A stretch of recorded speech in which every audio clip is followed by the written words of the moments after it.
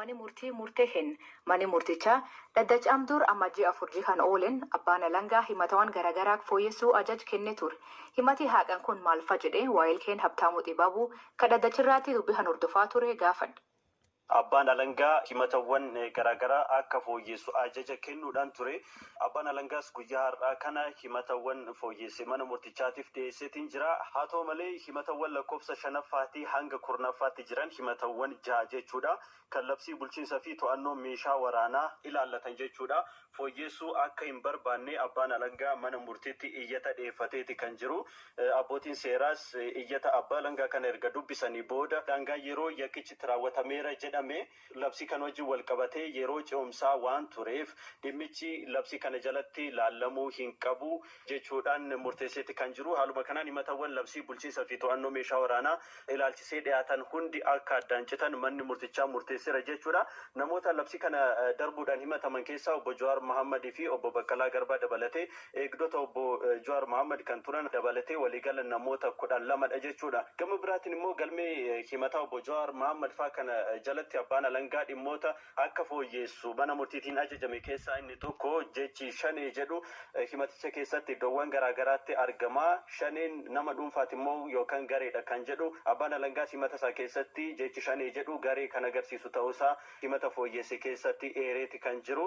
Kana malees immoo himatamaa sadaffaa obbo Hamzaa Adana ilaalchisee manni murtichaa abbaan alangaa himata isaa keessatti miidiyaalee garaagaraatti fayyadamuudhaan uummata kakaaseera kan jedhu himee ture.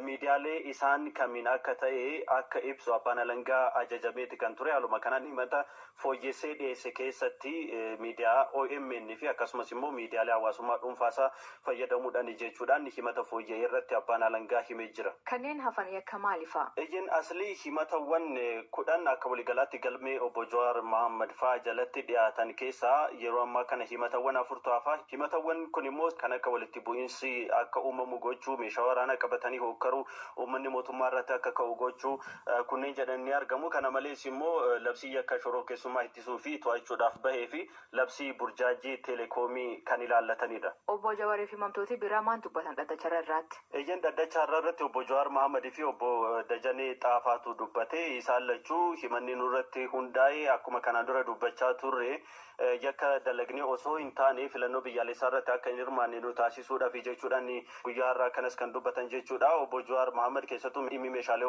waraanaa wajjin wal qabatee nurratti ka'ee meeshaalee waraanaa seeraan alaa qabannee osoo hin taane kan seeraan qaama mootummaatiin nuuf kennamedha jechuudhaan dubbatanii.